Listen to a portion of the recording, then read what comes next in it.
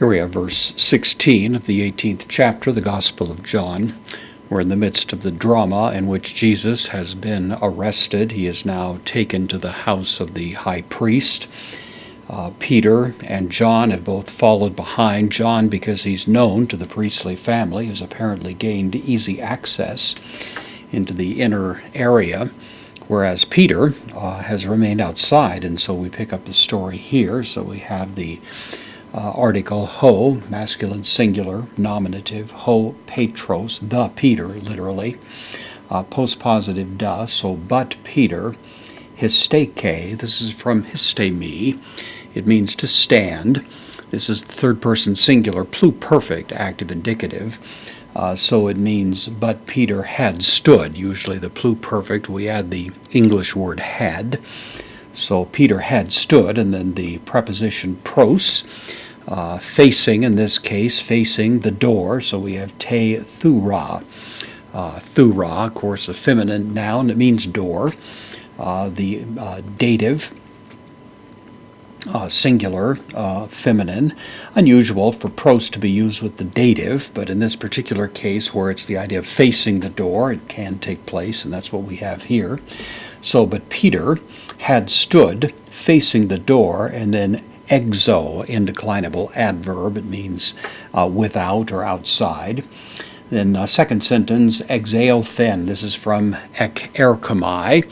It means to go out. This is the third person singular, aorist active indicative. So he went out, postpositive un. He went out, therefore, and then the subject of the verb, ho mathetes, the disciple went out, and then in apposition to it, we have a couple of additional descriptive terms, ho allos, so the disciple, the other, and then in addition, the gnostos, the known. So this disciple is the other one. He's the one that was known. Now the genitive singular of the high priest, to archaeoreos. So this, of course, is commonly taken to be John referring to himself. He never uses his own name, but he does seem to obliquely refer to himself as we find it here. So the other disciple that was known to the high priest went out, kai apen.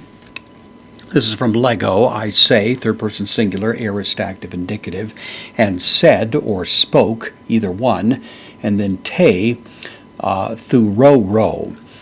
This is the word for door that we have up here, and thuroro is the word for door, but it's now the one who keeps the door. You'll notice we have a feminine article with it, which means this was a female, so spoke to her, you might say, that kept the door.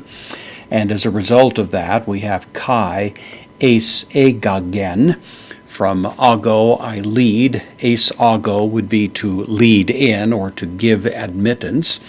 This is the third person singular, aorist active indicative. So she gave admittance, the object of it, ton patron, to Peter. So Peter had remained outside this courtroom, this courtyard area. John goes and has a word with the person who's keeping the door, and as a result of that, apparently without much more concern, Peter gains access into the courtyard, still outside, but now within the courtyard area of the home of the high priest.